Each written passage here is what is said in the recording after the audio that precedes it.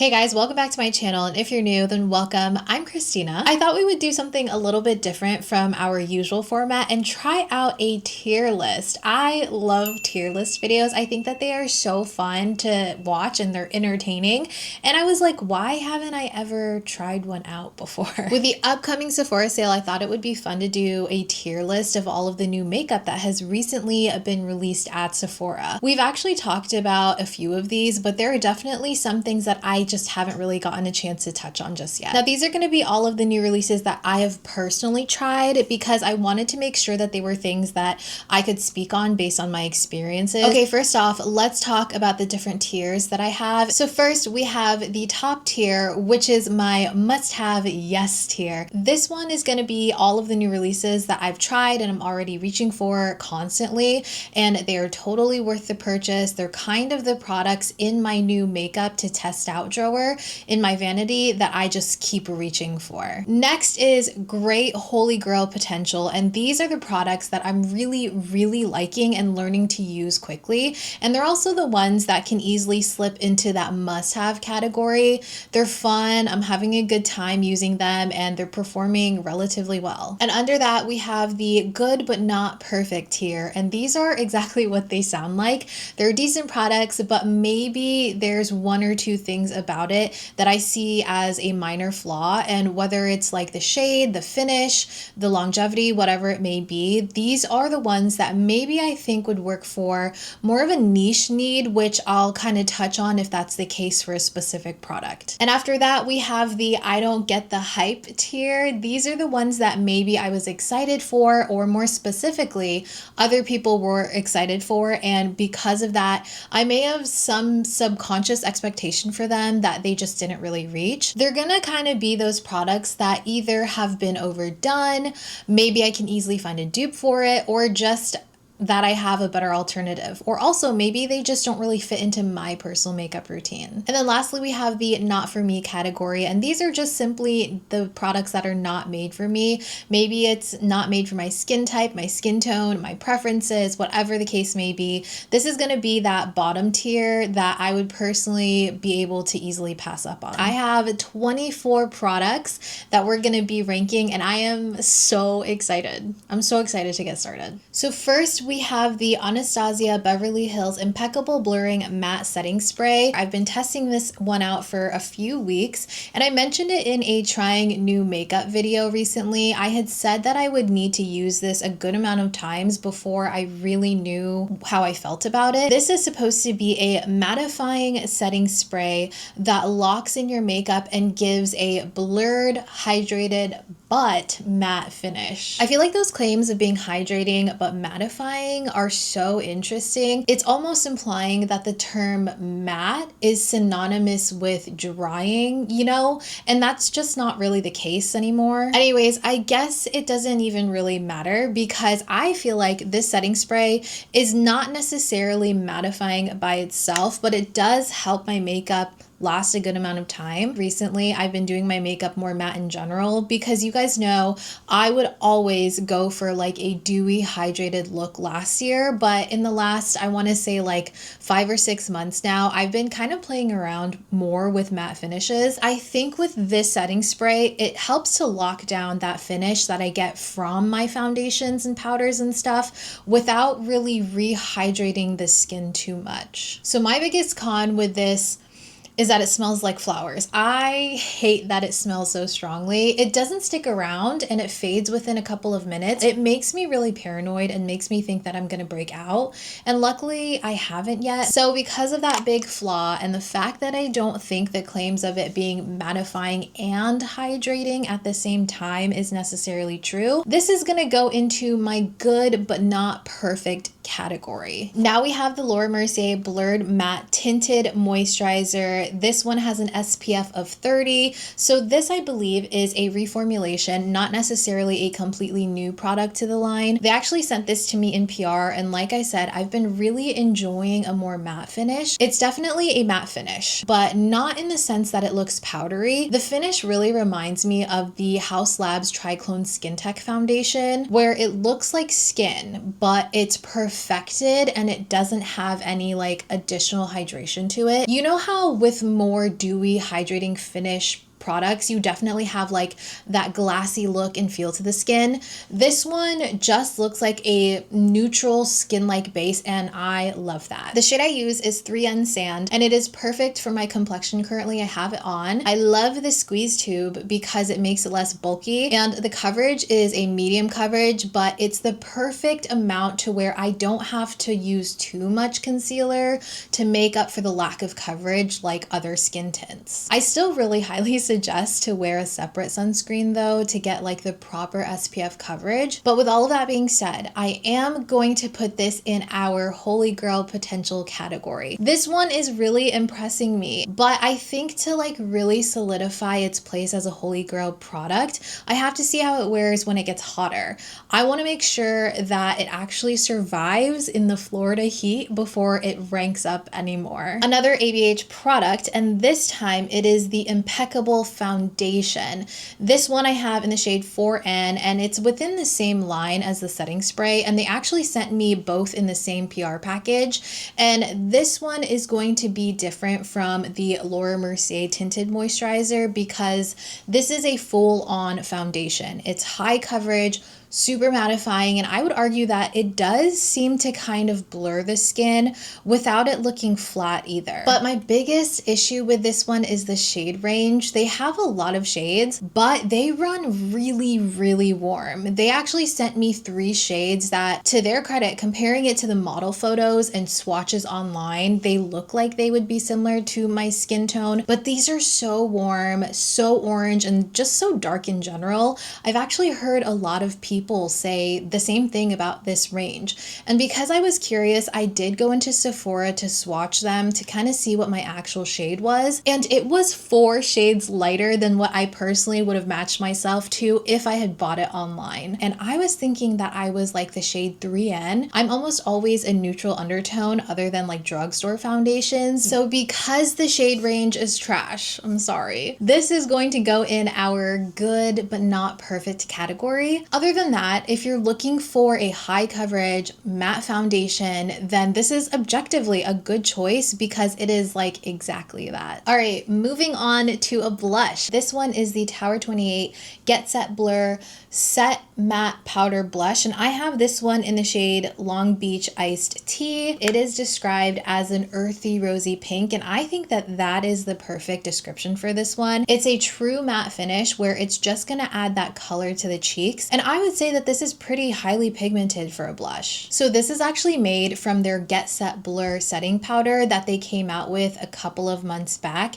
and I have that in translucent, and I think that I kind of let the hype get to me with this blush because if I'm being totally honest, that setting powder is not my favorite. I think that it's good, but sometimes I feel like it looks almost too powdery, and when I use it to set my face, it does that weird thing where it like removes the coverage and kind of exposes my hyperpigmentation that I covered with concealer and foundation. So unfortunately, this blush kind of does that same thing. Even if I set it down with powder beforehand, it'll somehow move all of the coverage, and then I'm kind of left with blushed hyperpigmentation. And don't get me wrong, I love, love, love this shade. I definitely think there's a use for matte blush, so I'm torn with this one, but I think it belongs in the good but not perfect category as well. And I know if I didn't have hyperpigmentation that I'm so picky about on my cheeks, then I would probably be all over this. Next is something that I am all over. This is the Makeup Forever Super Boost Skin Tint. It's a lightweight moisturizing skin tint. I have the shade number 6. I'm working on a skin tint video right now, so I had decided to pick this up on a whim, and oh my gosh, you guys, it is so good. So this has your typical skin tint texture where it feels a bit lightweight and almost like gel cream-like. And if you feel this with your fingers, it really does feel like an ultra lightweight texture. So the amount of coverage for me is perfect. It is slightly on the higher side when it comes to skin tints. This one is on the higher side of medium coverage. So this is hydrating, but it's not overly so. It doesn't leave me greasy, and it sets down really well with a light dusting of powder, but this skin tint looks incredible once I get my entire face of makeup on. I kind of think that nowadays skin tints are claiming to just have long wear, but this one I'd say truly is long wear for me, because these days I'm finding myself only wearing my makeup at a max of like 10 hours or so. And for me, at the end of those 10 hours, this skin tint looks like it can get several more hours of wear out of it. This is gonna have to be our first must-have product for sure. All right, we are diving into a skincare product now. InnBeauty Project came out with an eye cream to go with their Extreme Cream Moisturizer. And when it comes to eye creams, for me, if I get them in PR or something, I will try them. But I don't think necessarily that they need to be the first thing you buy when it comes to skincare, unless you're someone who struggles majorly with under eye issues like dryness, crepiness, or texture. Maybe I would probably say that this is the last thing you need when it comes to skincare. However, this eye cream has really made me second guess myself in that sense. It's supposed to help with decreasing the puffiness and wrinkles and sagginess around your eyes. And I am starting to see some sagging around my eyelids now as I age. And obviously I just started using this and I can't say what those effects are long term, but the texture, it's heavenly. If you've tried the Kiehl's Avocado Creamy Eye Treatment, then you would be familiar with that thick but oily texture. This really reminds me of that one. It comes out quite creamy and pretty stiff for the most part, but as soon as you rub your fingers together or you apply it directly under your eyes, it like melts instantaneously and it kind of turns into like this creamy oil. And the reason I'm so impressed with the texture is because with the Kiehl's one, while I love the hydration I get, it's hard to blend in for me. I would just be like blending and trying to get rid of that look of like the white cream. It's almost like when a lotion takes forever to blend into the skin. But this eye cream, even though it has that same like oily cream texture, it blends so easily. I found that my makeup, like my concealer, it applies so smooth over top of this. And even when I'm not wearing makeup in general, I feel like my under eyes are really hydrated. I'm excited to see how this does in terms of firming, but I don't think that I'll see any of those results in that sense until I'm probably like almost done with this. But because this has kind of turned me around in terms of like eye creams and the fact that it's so pleasant to use, I am putting this in my holy grail potential category. I am tempted to say it's a must-have, but I feel like that would be a bit too soon to call it that. I'm gonna need at least like a few more weeks to really decide if this is gonna be like a repurchase must-have type of thing. Okay, so Merit recently released another version of their Shade Slicks, and this is in a pearlescent finish. They are called the Shade Slick Sheens, and if you've never tried these, they're kind of like a lip oil, lip gloss, lip color hybrid. I would say that these are incredibly lightweight for being a lip gloss, but the original formula has some pretty good pigmentation behind it, even though they're categorized as being like a sheer finish. And this new Sheen formula, I actually feel like it feels a little bit thicker on the lips, even though these feel thicker. In general, they're still lightweight, if you know what I mean. And while I really like the OGs, I think they have very little lasting power on the lips, but I found this one tends to stick around a bit longer, even though it's not necessarily a long wear lip product. I got the shade Biarritz, and it's like this nude peach shade. I actually really like all four shades that they came out with. I think they all look wearable and really easy. I'm not sure how much of a difference the pearl finish makes necessarily. There's honestly something about this that just feels easy to me, and I love an easy lip product. I love something that I can just throw on or it'll match perfectly with like any lip liner. I also like something that reapplies well, especially if it's not a long wear lip product. And I don't mind that either. I don't think that every single lip product needs to be long wear necessarily. What I appreciate the most though when it comes to Merit is that they don't seem to make any over the top top claims with any of their products. They're kind of just like, hey, this is an easy to apply, super sheer lip product that's meant to just enhance your natural lips. And because of that, my expectations are set to kind of like a reasonable amount. And I think it helps me to know exactly what I'm buying with merit. So I really like that. And I knew going into it exactly what I was getting. I'm going to categorize this in Holy Girl Potential because I'm familiar with the shade Slicks. I like them. I reach for them often. And because this one feels a little bit more substantial, but still the same overall look on the lips, I kind of feel like I know that I'm going to love this. Now we've got the Clarins Water Lip Stain. I touched on this one in a recent video, and I have the shade Nude Water, which is described as being a rosy brown, and I would say that this one leans more rosy than brown on my lips. I was actually super excited for this one specifically because of the color. I've been really into a water stain to kind of create like a foundation of color on my lips before going in with any lip liners or lip gloss or anything like that. So finding a true nude one was really exciting for me, but in terms of what I wanted, it wasn't what I wanted. So as for the actual formulation, this is a great water stain. I think it's a little bit thicker than something like the Benetint from Benefit or the Ulta Weightless Water Stain. This feels like it has a little bit more of a creaminess to it, and it blends out evenly on the lips, which is really nice. It has this weird brush to it though, but I also mentioned that in that same video that this water stain gives me that like weird, almost like numbing lip feeling that some lip stains can have on me. It's not painful, but it's just like not pleasant, and it's there. So because of that and the fact that it's not like a true nude, I'm putting this in my good but not perfect category. Okay, this one I feel like I can speak on because I know the formula, but I don't actually have it. So One Size came out with a glitter version of their On Till Dawn setting spray. And if you guys have been with me in any capacity on this channel, then you know that the On Till Dawn setting spray is my holy grail setting spray.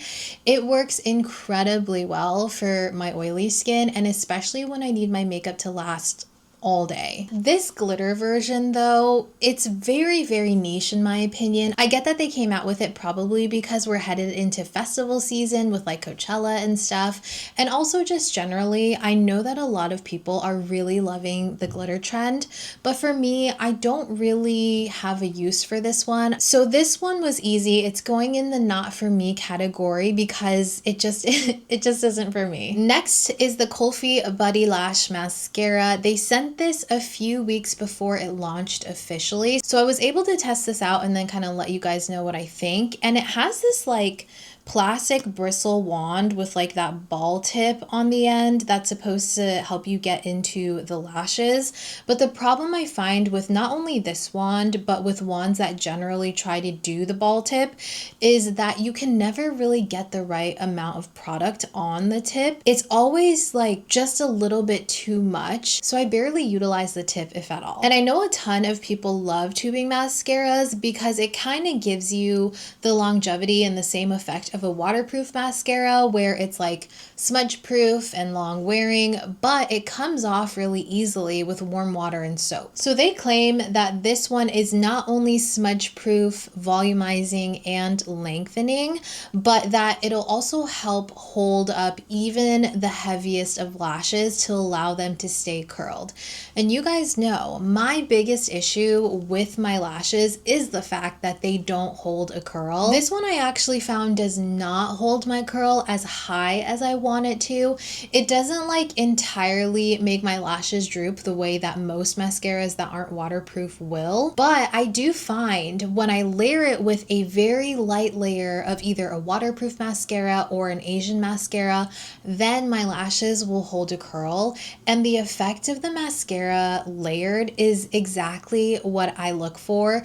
It is super lengthening and I can get a ton of volume from this as well before it gets clumpy at all. Personally, I don't mind having to layer my mascaras because before switching over almost exclusively to Asian mascaras, I was layering my waterproof mascaras for years and years. I really do like this. I even wore this mascara to a cycling class, which I never wear makeup to cycle because I'm just a mess and it's not comfortable, but I really wanted to test the claims of this, and not a single smudge or flake in sight, you guys. It held up incredibly well, and my curl also lasted, so that really solidified this product place in Holy Grail potential. I go back and forth on Holy Grail potential or good but not perfect, but that cycle class, it really bumped it up a bit for me. Phlur is kind of releasing products left and right these days, and I am here for it, honestly. They came out with another body mist called Vanilla Smoke, and this one has notes of cashmere vanilla, incense, and cacao blanc. And of all of the gourmand notes, vanilla is definitely my favorite because it is the most versatile note in my opinion. And the fact that they came out with vanilla skin and then they nailed that one in terms of it being like a warm, sensual gourmand, and then coming out with this vanilla smoke and then making it completely different. If you like replicas by the fireplace but find it to be slightly too smoky like I do, then the vanilla in this really might help you enjoy it more. This is a warm, sort of woody vanilla that you can actually like smell the smokiness from, and none of the notes for me are overpowering. This is a body mist, so overall it's just more of a subtle scent. And actually my husband has worn this and it smells equally as good on him, if not better than on me. I honestly haven't experienced a smoky fragrance that I've loved as much as this one, so this is easily a Holy Grail potential because of the versatility of it and the complexity, while also not being like headache inducing for me. This one I do not have, but I did test it out at Sephora, and it is Juliette Has a Gun Miami Shake. And this one, again, I have touched on, but this is a sweet and warm gourmand that has notes of wild strawberry, ice cream cone, and vanilla absolute. It almost had a bit of strawberry candy scent to it, but then when it dried down, it had the slightest amount of powderiness to it that just like completely threw me off. I really am loving the strawberry trend right now, and when it comes to lip balms, fragrances, even blush shades, I love it. But this one, it just didn't really hit the mark for me. So this is gonna be my first I don't get the hype product, because I feel like so many people are absolutely loving this and calling it like their summer fragrance, but this one, it was just a little bit off for me. Maybe I'm too easy to please when it comes to lip products. I'm kind of coming to that conclusion, specifically those that are made by Asian Beauty, but the Laneige Glaze Craze lip serum, the tinted lip serum, has been such a hit for me. I've heard some people disagree, but I think that this is really great. I feel like I should say that this is nothing like the glowy lip balm. Those are more like a liquefied lip balm in terms of the texture and the finish on the lips. This one, this is going to be a super glossy, glassy lip serum that, in my opinion, it focuses more on the color cosmetic aspect of things, where this delivers that beautiful shine, and then it has like added skincare benefits to it. I think this is kind of like Laneige's version of tiptoeing into color cosmetics, if you will. So I have the shade Sugar Glaze, which is a beautiful, true nude beige on me, and it smells like brown sugar boba. It has this warm, sugary scent that I cannot get enough of, and it wears so well. I don't think that it ever gets too heavy or goopy on the lips, even though the finish is so high shine that it would look like it has the potential to do that. But this is just that slippery enough texture where I don't have that issue. And it has this like funny little donut applicator where it's essentially a circle with like the hole in the middle where the product comes out of. I don't really think that that choice was great in terms of being universal, because I could see this getting really messy for someone that has maybe smaller lips. For me, it's not too big, it's just a little bit messy. With all that said, even though I'm not crazy about the actual applicator on this, I still find myself reaching for this so much in the small amount of time that I've had it. So this is definitely a must-have, yes, product. Next, we have another skin tint, and this one is the Milk Hydro Grip Gel Tint. I have the shade number 7. It says it has a light coverage and has a 12-hour wear, which is insane for a lightweight skin tint. I've kind of talked about that already. But if I think about it, it has light coverage. So what if you don't see it fading as much because it's already so lightweight that you can't tell, you know what I mean?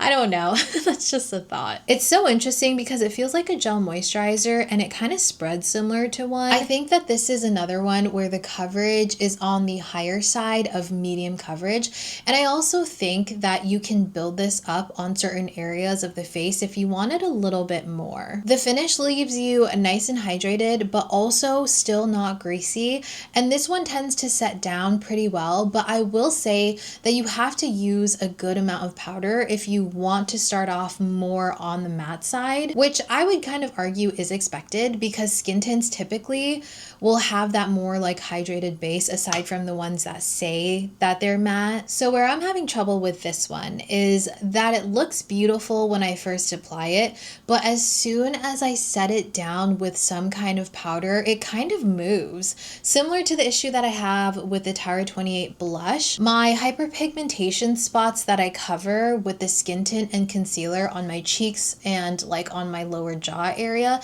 it ends up showing up anyways. And again, this is a very specific issue that won't apply to everyone. Also, I have noticed that this tends to kind of like pool around the crevices of my nose if I'm not careful with the amount of powder that I use. And it also has sometimes given me like that scaly nose look if I set down with too much powder as well. So I'm going to put this in the good but not perfect category. I still find myself reaching for this, but it feels like something that takes a bit more thought, I guess, and planning when pairing it with specific products. But there's something about it. I want to love it, so I keep using it. Next is the long-awaited Rare Beauty Soft Pinch Matte Bouncy Blushes. Did anyone else feel like they did a pre-launch way too early and now everyone's kind of like over the hype? I feel like this was really dragged on if I'm being honest, but what do I know? I am not an expert marketer. I am just an ex-marketer. So this is a bouncy cream blush from Rare, and it's super similar to a lot of Asian beauty brands. I find that that's the case with a lot of Rare Beauty products in general. Like they kind of take inspo from Asian beauty brands and then they make it their own, in the sense that the shades and also the intensity of the products are more similar to like Western standard makeup.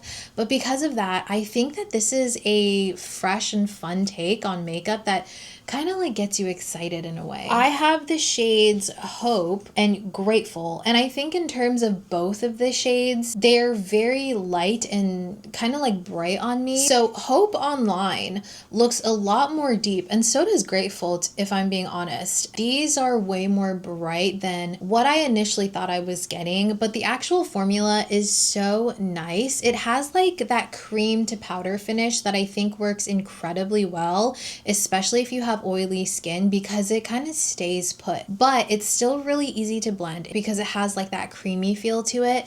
And even though they're on the bright side, they don't deposit too much product at once. I would love to swatch the other shades in person. I'm kind of waiting to see if maybe I would enjoy those shades more, but these specific shades are going to go in the good but not perfect category because the shades are just a bit off for me. And if they were what I thought they would be based on the marketing photos, I could see myself wearing these almost daily. Okay, another pretty hyped Merit release. This is the Merit lip liner. I have the shade Sportif, and they came out with a shade in Bespoke in a holiday kit a few years back, and everyone seemed to love it. I didn't personally get that kit, so this is my first time trying these lip liners. The finish of this is a sheer hydrated finish, which is very interesting when it comes to a lip liner because almost always the lip liner will be a matte finish. But no, this has a very clear sheen to it, and it is definitely on the sheer side, which is nice.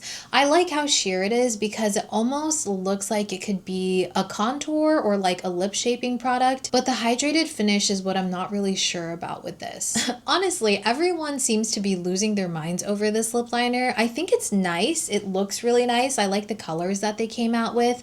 I was really hoping that this shade in Sportif would be a little bit darker on me than it actually is. And I based that again off of the marketing photos, which I think are a bit off. But honestly, I can't completely blame them because I did go into Sephora and I swatched all of them. So I think that I'm also to blame as well. It just doesn't seem like it's gonna have any lasting power. Never mind long lasting power, just lasting power in general. These kind of wipe away just as easily as something like the Rhode Peptide Lip Shapers, and everyone and their mothers seem to be so mad right now at Rhode for coming out with lip liners, quote unquote lip liners that don't last. I got this wrong too. This is on me, but I was recently made aware that the Rhode products are intended to be lip contour shapers, not lip liners. There is a difference there. If you're familiar with Asian beauty brands, then you know that lip shapers are literally meant to contour the outsides of your lips and be a soft blur, and using the Rhode ones as lip liners, it's just incorrect. I will link a video from Robert Welsh where he goes really in depth and really explains in detail, and it helped me like understand more. But my point in bringing that up is, why are we changing our tune with the Merit ones? You know what I mean? Is it because of the Merit reputation, or perhaps just like the influencer hype around it? And don't get me wrong, I like a good amount of Merit's products, but as a lip liner that wears throughout the day, this isn't going to do it for me, unfortunately. So for this, I'm going to put it in the I don't get the hype category. Okay, another one that I do not have, but I have a form of it. So we have the Fenty Gloss Stick in the shimmer finish. I actually have a whole video where I'm swatching the High Shine Finish Gloss Sticks. All of my thoughts have stayed the same about them, so if you haven't already, go watch that one if you're curious about my thoughts on it. So in general, I love the feel of the gloss sticks and I love the shine and the pigmentation, but similar to the One Size setting spray, I don't have a need for a shimmer finish when it comes to lip products. I'm not really wearing shimmery lipsticks really ever. I think that they are absolutely gorgeous and they look incredible on, and they look so good on everyone, but I just would not use these. I think they're, again, very, very niche. I think this is kind of a trend that's going to kind of be gone within the year. I think it's smart to take a beautiful existing formula like the gloss sticks and then change the finish to cater to those who will actually use it. But because it's not for me, it'll be going in the not for me category. Hi, so I totally forgot to talk about this, but this is the new Makeup Forever Skin Boost Lip Gloss in the shade Anywhere Caffeine. It is a super hydrating lip gloss. It's non-sticky. It has really great pigmentation, and because it's slightly thicker, it lasts very, very long on the lips. This is for sure a must-have yes product for me. Okay, so unfortunately, this Phlur fragrance is also going in the not for me category, and it is simply because rose scents give me the most extreme headaches when it comes to a fragrance. I don't know what it is, but it kind of triggers something for me that just makes me feel awful. It has nothing to do with the overall smell of this. I think that this new Rose Whip scent is delicious.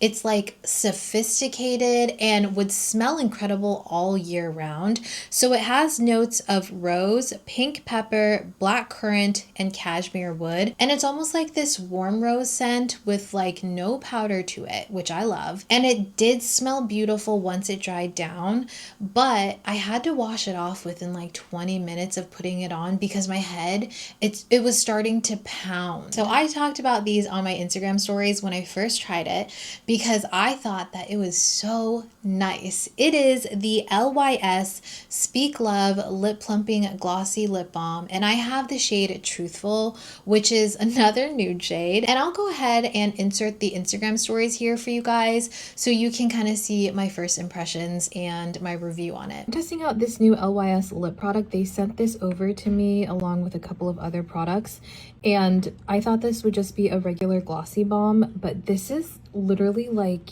a solid lip gloss in a stick. It's so shiny. This is the shade Truthful. You can see it looks very like wet and kind of really melty. I want to show you guys what this looks like as I'm applying it. So okay, you can see just how glossy that is.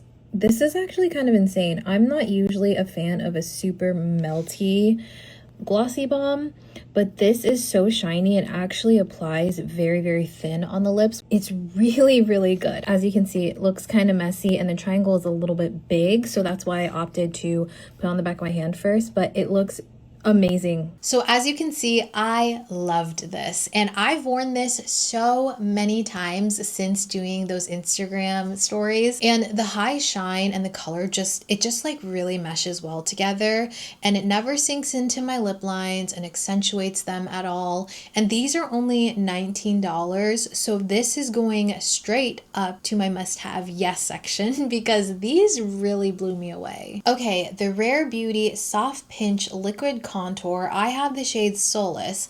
This is another one that I tried out in a video, and you guys got to see my first impression in real time. The color itself is the perfect cool taupe on me that isn't too cool to where I look dead, you know? It has just a touch of warmth to it that meshes perfectly with my skin tone. And the pigmentation is a bit more sheer than the OG Soft Pinch liquid blushes, although I have heard that they may have reformulated those to make them a little bit more sheer, which I think would be really nice. I think that this blends like a dream, and you need a tiny amount of it. And also, you get a ton of product. This unit is huge. So I am putting this in my Holy Grail potential category because while it's easy to use and blend, there have been times where I have to work just a little bit more. You kind of have to think about it a little bit more than like a liquid bronzer where you have to be more detailed with the contour spot on the face. Basically, it's not going to be part of like my quick and easy makeup routine, but I do still find that it fits into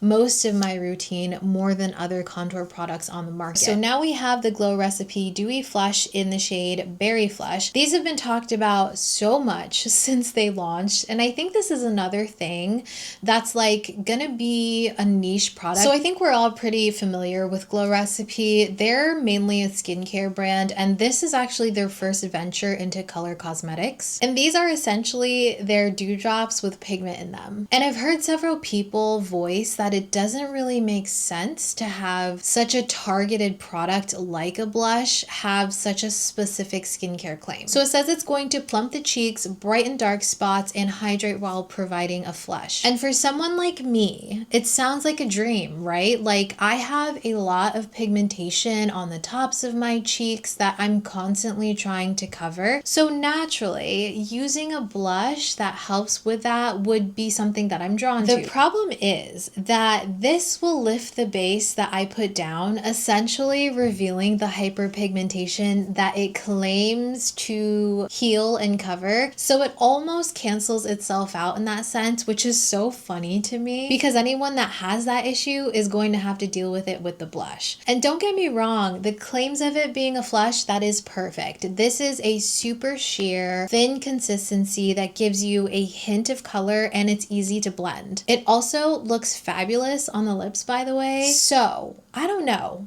I'm left with a big question mark with this one. I'm still trying to work with it and see how I feel. But for now, with my feelings about it, this is going into the I don't get the hype because it's just a confusing product for me. We have the Saie SuperSuede blush. And I originally bought the shade Chow myself, but then I received 2 additional shades in PR from Saie. Honestly, if you're a fan of baked blushes, you're gonna be a fan of these. I personally really love the shades that they came out with. I think that they are the perfect type of finish a baked blush delivers, which is slightly diffused, but with a pearlescent sheen without accentuating texture on the face. The shade Chow is the one I picked up myself, like I said, and it's the perfect bronzer shade. But the shade Grazie, which I have on today, it is the most insanely beautiful berry without adding any redness to my cheeks, so I am obsessed with this. I do think that these are long wearing. I have worn them on several occasions, and at the end of the night, I feel like the blush is still going pretty strong. And usually, I feel like baked blushes tend to fade pretty quickly, so that was a really nice surprise for me. Another pro is that the baked blush formula is so blendable and it's easy to work with. I am thoroughly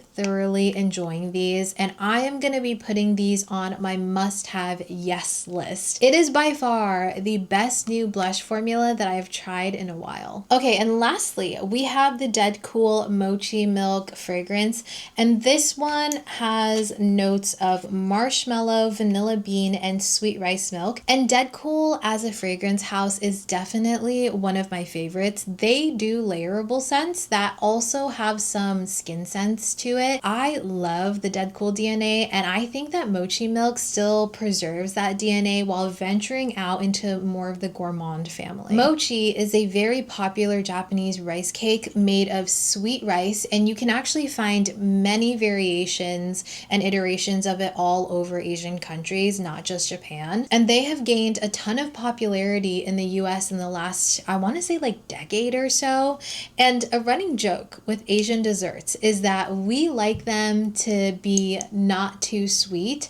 And I don't know if this was intentional on Dedcool's part, but they really made a gourmand that is not too sweet. But still, it's so satisfying, and it really like itches that craving for something sweet. If you found that Kayali Yum Bougie was just a hint too sweet, it has a similar feel to it, but it's almost more subtle, but it has like that sweetness, if you know what I mean, kind of like sweet rice. I truly love a rice note. I think it's almost like nostalgic to me, and it's the perfect amount of sweetness. Because of that, I am putting it in Holy Grail Potential strictly because I want to make sure that it stands the test of time. Like, I want to wear it out. I want to wear it on hot days. I want to see how it wears for long periods of time. But I have a really strong feeling that this is going to make its way up to my must-have very easily. Okay, guys, and that concludes our entire tier list. I'm going to show you guys exactly where everything landed here. I hope you guys enjoyed this. I hope that this was a fun and fresh way to kind of get Sephora recommendations with the upcoming sale. I will be coming out with more Sephora-based videos in the next couple of weeks, so stay tuned for those. But until then, I will be putting a video right here that YouTube actually thinks that you'll be interested in based on what you've been viewing recently. And yeah, that's all I have for you guys today. I hope you enjoyed this video, and until next time, you guys, take care. Bye.